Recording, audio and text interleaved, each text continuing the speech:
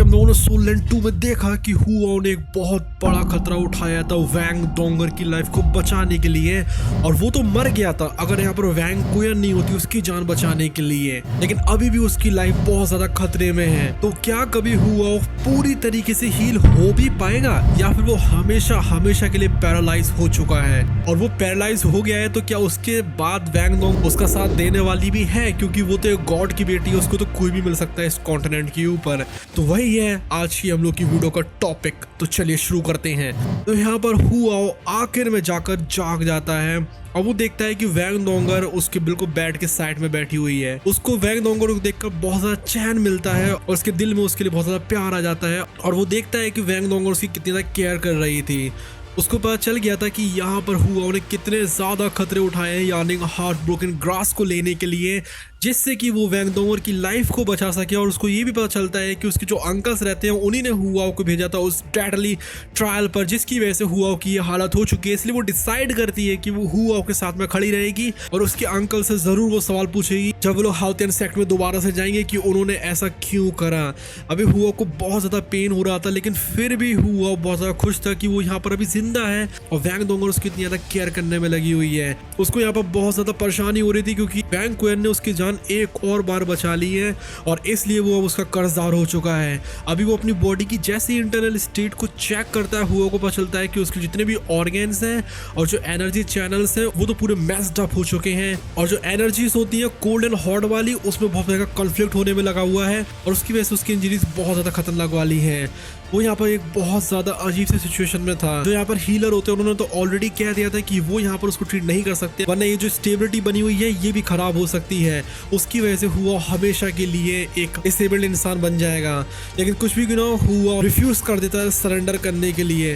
वो डिसाइड करता है कि चाहे कुछ भी क्यों ना हो जाए वो यहाँ पर अपने आप को हील करके तो रहेगा ही रहेगा, चाहे उसको कितने भी चैलेंजेस का और सामना करना पड़े। हुआ को बहुत ज्यादा चोटें लगी थी, लेकिन फिर भी वो थोड़ी सी उम्मीद रखे हुए था क्योंकि उसकी जो स्पिरिचुअल पावर होती है वो काफी ज्यादा स्ट्रॉन्ग हो गई थी full moon piercing autumn due को इस्तेमाल करने के बाद। उसकी जो फिजिकल स्टेट वो जरूर बहुत ज्यादा खतरनाक लेवल पर थी। उसकी जो स्पिरिट आइस होती है और जो स्पिरिचुअल सी होते हैं वो भी काफी ज्यादा इवॉल्व हो चुके थे, जिसकी वजह से उसकी स्पिरिचुअल पावर इतनी स्ट्रॉन्ग थी कि उसको प्रोटेक्ट कर सके। अब जब वो उठने की कोशिश करता है तो वैंग डोंगर उसकी हेल्प करती है और उसकी बहुत ज्यादा केयर करने में लगी हुई थी इससे कि जल्दी से वो रिकवर हो जाए। 3 दिन बाद हुआओ को अपनी एबिलिटीज के बारे में पता चलता है, जिसमें कि एक एनहांस स्पेशल डिटेक्शन शेयरिंग भी था, जिसकी वजह से जितने भी सी गॉड आइलैंड होते हैं उनको वो डिटेल में देख पा रहा था और यहाँ तक कि एल्डर जॉन से भी वो कनेक्ट हो पा रहा था, भले ही वो बहुत ज्यादा दूर थे। ये जो एबिलिटी थी इसकी वजह से उसका कॉन्फिडेंस काफी ज्यादा बढ़ जाता है, जो कि दिखा रहा था कि यहाँ पर उसकी फिजिकल लिमिटेशन तो बहुत ज्यादा खतरनाक लेवल पर है, लेकिन फिर भी अपनी स्पेशल पावर को इस्तेमाल करके वो अपने आप को हील कर सकता है और अपनी जितनी भी बॉडी की इंटरनल इंजरी से उनको भी रिकवर कर लेगा।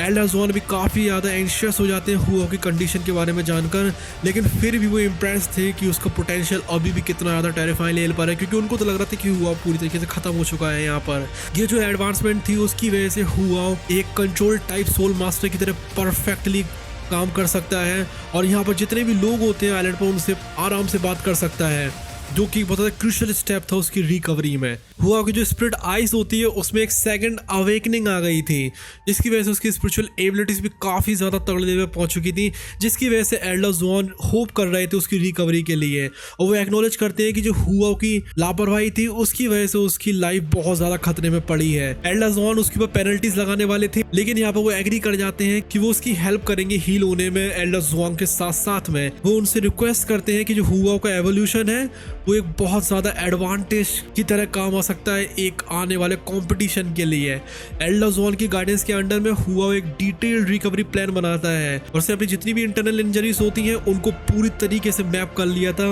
अपनी स्पिरिचुअल पावर का इस्तेमाल करके। उसकी जो बॉडी है उसने उसको 3 हिस्सों में बांटा था, जो कि अनइंजर्ड, माइल्डली अनइंजर्ड और सीवियरली डैमेज्ड एरियाज। इस टाइम वो लाइटर इंजरीज के ऊपर ध्यान देने वाला था। उसके पास थी बहुत ज्यादा खतरनाक लेवल की रीजनरेटिव इफेक्ट्स, लाइफ गोल्ड और डिसिप्लिन स्पिरिचुअल हीलिंग की, जिसकी वजह से हुआ एम करता है कि अपनी कॉम्बैट एबिलिटीज को 20 दिन के अंदर वो रिस्टोर कर ही लेगा, क्योंकि यहाँ पर एक टूर्नामेंट भी आने वाला है जिसमें कि वो भी पार्टिसिपेट करने वाला है। अभी यहाँ पर उसके जितने भी फ्रेंड्स थे उसको सपोर्ट कर रहे थे, यहाँ तक कि टैंक सेक्ट भी, लेकिन फिर भी जो हुआ रहता है वो फोकस करता है रिकवरी प्लान के ऊपर और सोचता है वो इस कॉम्पिटिशन में पार्ट जरूर लेगा चाहे कुछ भी क्यों ना हो जाए। हुआ अपनी सेल्फ रिकवरी को शुरू कर देता है अपनी सोल पावर को सर्कुलेट करके, जिससे कि उसके जो लेग्स लेग्स और जो हैंड्स रहते हैं वो रिस्टोर होना शुरू हो जाते हैं, जिससे कि वो थोड़ा बहुत अब हिल पा रहा था। लेकिन कुछ भी क्यों ना, उसकी जो टॉर्सो रहती है वो बहुत ज्यादा डैमेज थी। उसी के अंदर थी डेंजरस फायर पॉइजन ब्लेजिंग सन स्प्रिंग का। एल्डर ज़ोंग और एल्डर ज़ुआन स्नो लेडी के साथ साथ प्लान करते हैं बहुत ज्यादा क्रिटिकल प्रोसीजर, जिससे कि वो पॉइजन को बाहर निकाल सके बहुत ज्यादा सटीकता से, क्योंकि अगर थोड़ा बहुत भी एरर हो गया तो यहाँ पर हुआ की कहानी खत्म हो जाएगी। इस ऑपरेशन के दौरान जो स्नो लेडी होती है वो अपनी पावरफुल आइस एलिमेंट को बुला लेती है, जिससे कि जो डैगर होता है उसको हुआ की चेस्ट में से वो निकाल सके। और जो एल्डर ज़ुआन होंगे वो यहाँ पर फायर पॉइजन को निकालेंगे उसके अंदर से, और जो एल्डर ज़ोंग होंगे हुआ की बॉडी को स्टेबल करेंगे, जिससे कि हुआ की हालत ज्यादा अनस्टेबल ना हो। लेकिन कुछ भी क्यों ना हो, जो रेसिडुअल पॉइजन होता है हुआ के हार्ट के पास में वो जरूर एक्टिवेट हो जाता है, जिसकी वजह से उसकी लाइफ अब बहुत ज्यादा खतरे में आती जा रही थी। अभी सिचुएशन काफी ज्यादा खतरनाक होती जाती है, और जो हुआ रहता है अपनी अल्टीमेट आइस एबिलिटीज का इस्तेमाल करता है, जिसको कि सपोर्ट कर रहा था स्काई ड्रीम आइस वॉर्म्स की मिलियन ईयर की सोल रिंग, जो कि उसको एक फाइनल प्रोटेक्टिव बैरियर दे रही थी। और उसके हार्ट का जो ब्लड रहता है वो पूरी तरीके से फ्रीज हो जाता है थोड़ी देर के लिए, जिससे कि जितना भी पॉइजन है उसको रिमूव किया जा सके और वो पूरी बॉडी में ना फैले। और फाइनली जो एल्डर ज़ोंग होते हैं, जो हुआ में से काफी ज्यादा ब्लड का लॉस हो रहा था, वो उसको भी मैनेज कर लेते हैं, जिसकी वजह से एक सक्सेसफुल एक्सट्रैक्शन हो जाता है फायर पॉइजन का। एल्डर ज़ोंग और एल्डर ज़ुआन ने दोनों ने मिलकर काफी ज्यादा मेहनत करी थी, इससे कि हुआ की बॉडी के अंदर फायर पॉइजन को निकाल सके। उन्होंने यूज करा था एमरल्ड ग्रीन सोल पावर, और जो एल्डर ज़ोंग होते हैं वो जल्दी जल्दी करके हुआ की जो वुंड्स रहते हैं उनको मेंड कर देते हैं, जिससे कि उसकी जो पैसेज वेज होती है वो क्लियर हो जाए। और जो एल्डर ज़ोंग रहते हैं वो उसके इंटरनल ऑर्गन्स को स्टेबलाइज कर देते हैं। अभी बहुत ज्यादा पेन हो रहा था, लेकिन फिर भी हुआ अपनी स्पिरिचुअल डिटेक्शन को इस्तेमाल करता है, जिससे कि उसके जो एफर्ट्स हैं वो उनको गाइड कर सके, जिससे कि वो देख सके कि एग्जैक्टली हो क्या रहा है और थोड़ी सी हिम्मत बांध कर रख सके। अब उसके ऑर्गन्स पूरी तरीके से रियलाइंड हो चुके थे, जिसकी वजह से हुआ अपने कंट्रोल को ले लेता है उसकी सोल पावर के ऊपर, जिससे कि और भी कॉम्प्लिकेशंस ना हो। वो डिसाइड करता है कि जो ओवरवेलमिंग ओरिजिन एनर्जी है उसके लेग्स में, उसको भी वो हील करने लगे। और वो यहाँ पर एक बहुत बड़ा स्पेस बनाता है अपनी बॉडी के अंदर सोल पावर को रखने के लिए, जिससे कि वो पूरी सर्कुलेट कर सके उस सोल पावर को अपनी अपर बॉडी में, जिससे कि उसकी 80% जो कल्टीवेशन है वो फिर से रिस्टोर हो जाएगी और वो इनफ रहेगी आने वाले टूर्नामेंट के लिए।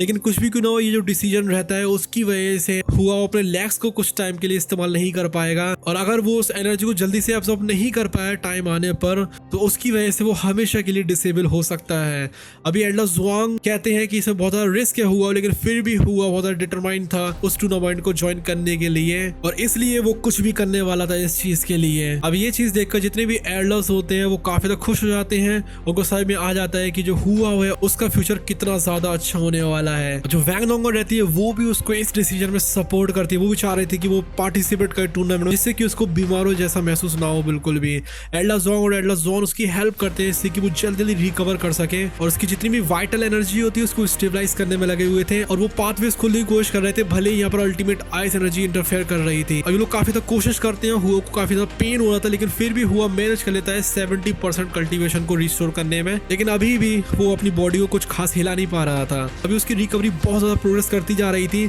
और इस दौरान जो बाकी के श्रेक 7 मॉन्स्टर्स होते हैं वो काफी ज्यादा खुश थे कि यहाँ पर हुआ वापस आने वाला है, और फिर से वो लोग कंप्लीट फील कर रहे थे। जो टैंक सेक्ट होता है वो भी जॉन ज़िमेन और श्रेक की जो बैकिंग होती है उसके लीडरशिप में काफी ज्यादा तरक्की करना शुरू कर देता है, और वो लोग यहाँ पर कंस्ट्रक्ट कर रहे थे अंडरग्राउंड फैक्ट्री, जिससे कि हाई लेवल की जो सोल टूल प्रोडक्शन होता है उनको वो कर सकें। ये जो फैक्ट्री थी वो बहुत ज्यादा जरूरी थी उनकी प्रोग्रेस के लिए, क्योंकि यहाँ पर continental elite youth soul master tournament जो आ रहा है, अभी हुआ यहाँ पर पूरी तरीके से लगभग डिसेबल था, लेकिन फिर भी वो टैंक सेक्ट को रिप्रेजेंट करने वाला था इस टूर्नामेंट में। अब इस टूर्नामेंट में क्या होता है, कैसे हुआ फाइट करता है उन सब लोगों से जो कि यहाँ पर पूरे कॉन्टिनेंट में से आने वाले हैं, और यहाँ पर Shrek academy versus tank sect वाली भी फाइट होगी, क्योंकि यहाँ पर 7 श्रेक मॉन्स्टर्स लड़ेंगे टैंक सेक्ट की तरफ से। तो वो वाली वीडियो देखनी है तो प्लीज सब्सक्राइब कर लीजिए, और अगर आप लोगों को जानना है कि तब क्या होता है जब यहाँ पर टैंक सेक्ट कोशिश करता है हुआ की मॉम को रिवाइव करने की, तो आप लोग इस वाली वीडियो पे क्लिक कर सकते हैं। Till then bye bye, love you, take care.